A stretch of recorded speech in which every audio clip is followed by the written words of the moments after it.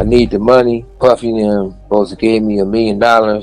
They gave us most of the money, or half of the money, and that's how everything unraveled for is what happened in Vegas. At that time, I'm on parole, even though we was friends, but if a motherfucker pays you, kill us. I got a bullet into my skull, and one of the best friends I ever had in life is Pac, and he ain't here. I know that Puffy gotta be one nervous motherfucker right now, and it looks like it's gonna be the trial of the century.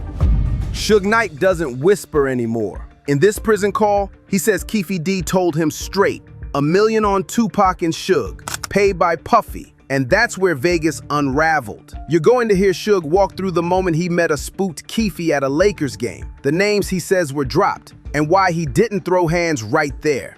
We'll connect that confession to the security stand-down Suge says happened the night Pac was hit, the radios, the orders, the got him. Stick around for the offers and Suge's warning for Puffy. First, we start where Suge says the whole story truly begins. Courtside, Los Angeles. 2 old rivals and a confession he claims he never forgot.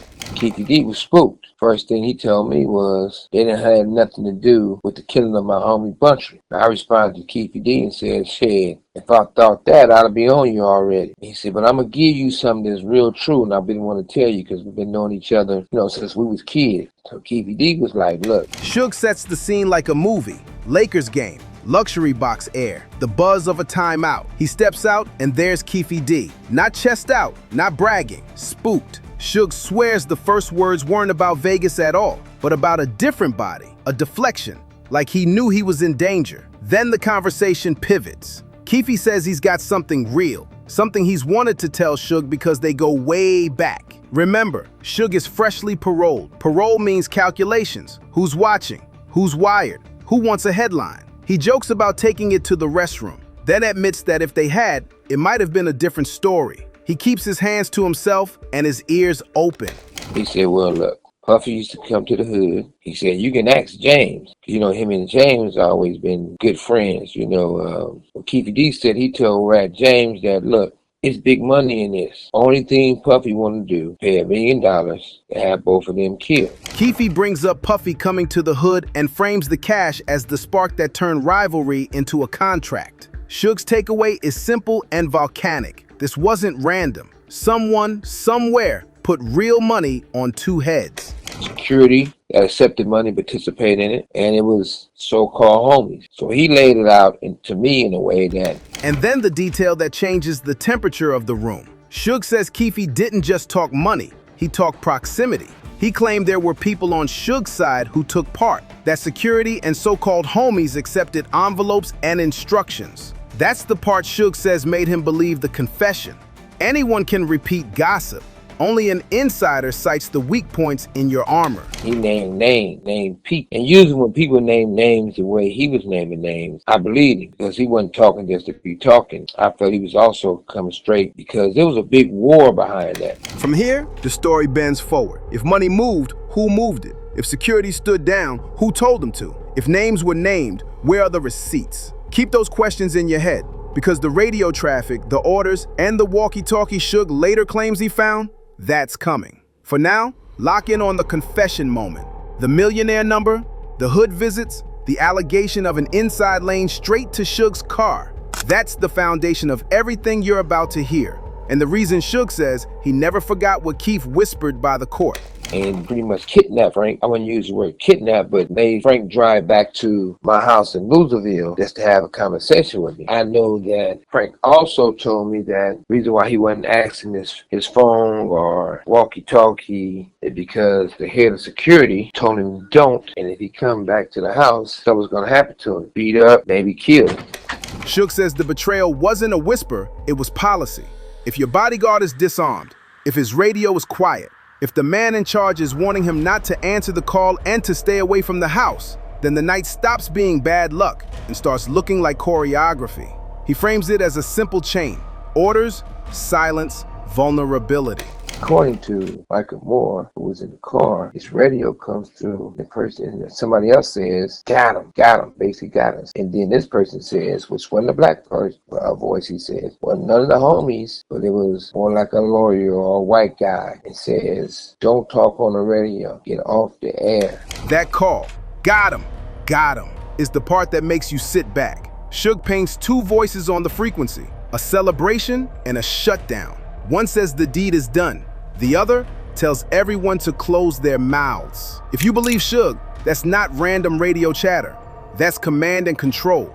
It also fits his earlier claim that the setup needed hands on both sides, a steering wheel in Vegas and a finger on the mute button elsewhere. He said, I never had a walkie-talkie. I never had a radio. It could not be me that said that. He got so angry and frustrated about it, he made himself look guilty. So one day, he sent my boxes away and another bigger person had them. And it was a blessing in disguise. Suge says the denial came fast and loud, the kind of denial that makes a man look guilty. Then he describes a twist. Legal boxes changing hands, a favor from up top, and a relic tucked where it shouldn't be. So I said, take a picture of it and send it to my tablet. When they sent it to my tablet, I went from angry to concerned to saying, I know why this motherfucker don't want me out of prison, because it's going to be trouble. He claims the photo hits like a memory you were trying not to have. If there's a radio in those boxes, and you've been told there was never a radio, then the whole night clicks into place. Communication that mattered. Communication someone wanted to bury. Thought you said you never had a radio, you never had a walkie-talkie, but I found your radio, I found your mother walkie-talkie. You hid it in my legal work, idiot. He didn't want to represent me anymore.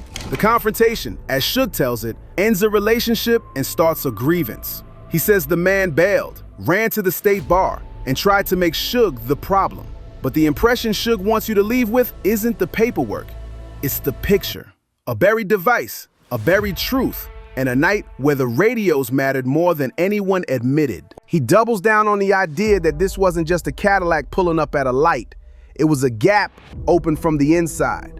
Disarmed security, radio silenced, voices celebrating on a channel that should have been protecting the car.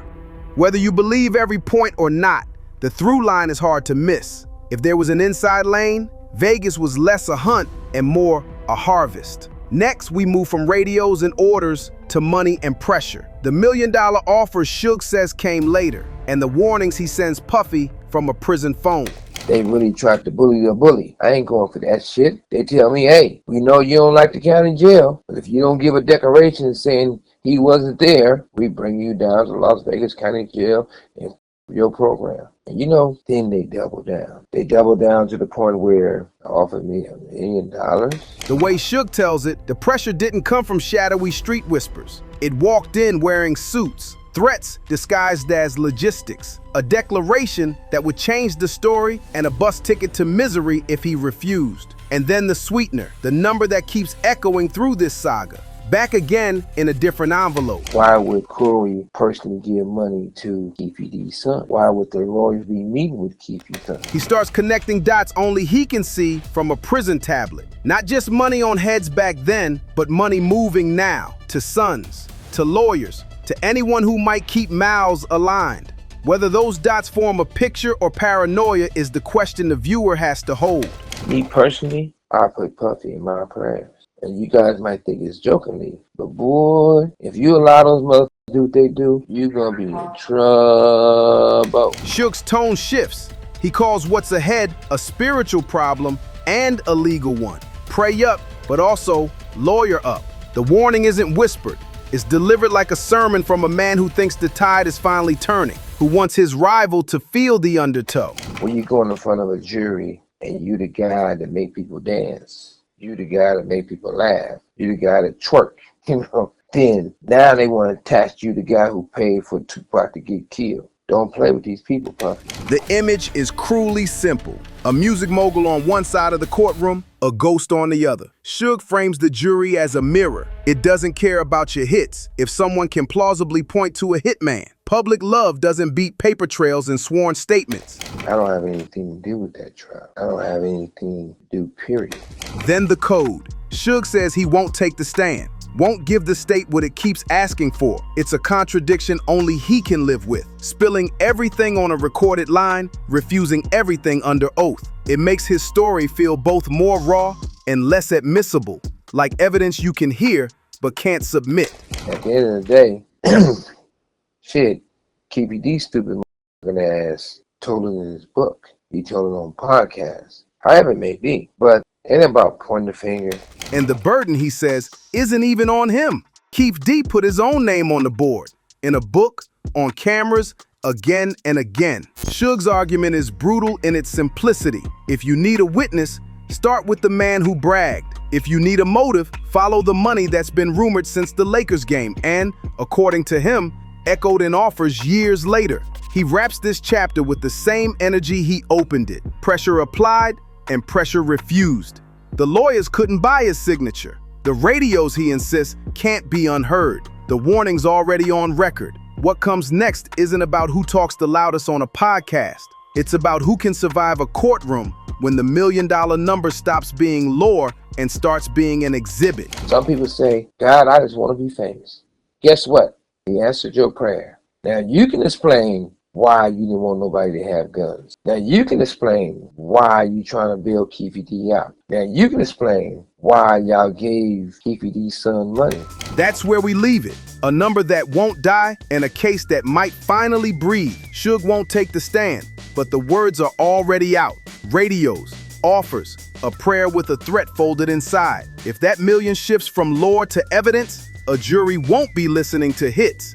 They'll be weighing receipts. Keep your eyes on the docket. When the door shuts and the mics go off, legends don't talk, paper does.